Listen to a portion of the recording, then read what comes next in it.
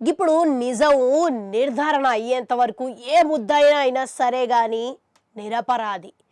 ఇక మనం ఇన్నయాన్ని నిజాలైపోవు. ఏ ఘటనకైనా సరే గాని 3 రకాల కథనాలైతే ఉంటది. ఒకటి మనం చెప్పేటిది, రెండోది అవతలోడు చెప్పేటిది, మూడోది నిజాలు అనేది గుర్తించాలి. ఇప్పుడు గీ ముచ్చట ఎందుకు చెప్తున్నా అనుకునేటోరు గదే మన మెగా తమ్ముడైన నాగబాబు ఇటీవలనే గిస్వంటి కొటేషన్లు పోస్టుల రూపంలో ఆయన సోషల్ మీడియా ఏదికలా ట్విట్టర్లా ట్వీట్ పెట్టిండట. అయితే ప్రస్తుతం అది మస్తుగా హల్చల్ అవుతున్నదంట. అయితే దీని గురించి రకరకాలుగా ఒక్కొక్క నెటిజను ఒక్కొక్క రకంగా స్పందిస్తున్నారంట.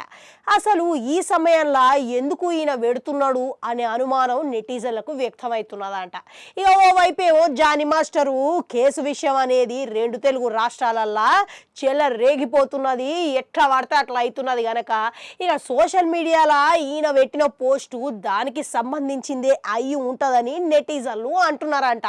మరో పక్కనేమో ఖచ్చితంగా నాగబాబు జానీ మాస్టర్ కొరకే ఈ పోస్టు పెట్టిండనేది నెటిజన్లు కామెంట్లు పెడుతున్నారు. ఇక ఇంకో ముచ్చటకొస్తే ఈయనక జానీ మాస్టరు అసలుకే జనసేన పార్టీల కీలకమైన సభ్యుడు.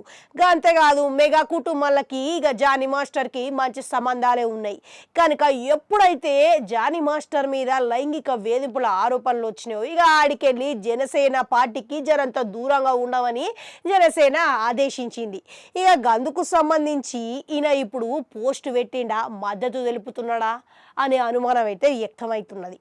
ఓ రకంగా ఇప్పటికే నార్సింగ్ పోలీసులు ఈయన మీద పలు కేసులు నమోదు చేసి మరి ఇక ఆయనను ఇటీవలనే బెంగళూరులో అదుపులోకి తీసుకున్నారంట. అదొక్కటే కాదు, ఇక ఇప్పటికే బాధితురాలు పలు రకాలుగా నన్ను లైంగిక వేధింపులతోని దాడి చేసిండని పోలీసులకు ఫిర్యాదు చేయడమే కాకుండా కేసు పెట్టడంతో నార్సింగ్ పోలీసులు ఇప్పటికే విచారణ చేపట్టిరంట.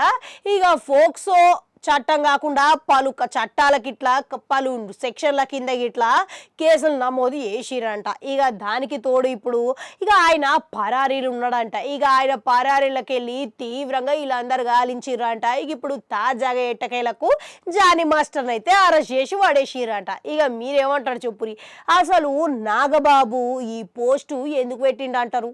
ఇక జానీ మాస్టర్కి ఈయన పరోక్షంగా మద్దతు తెలుపుతున్నటారా? మీ అభిప్రాయం ఏంది అనేది కామెంట్లలో కామెంట్ పెట్టుర్రి. అట్లనే అడగంటుంటే అది కూడా నొక్కరి మళ్ళొస్తా.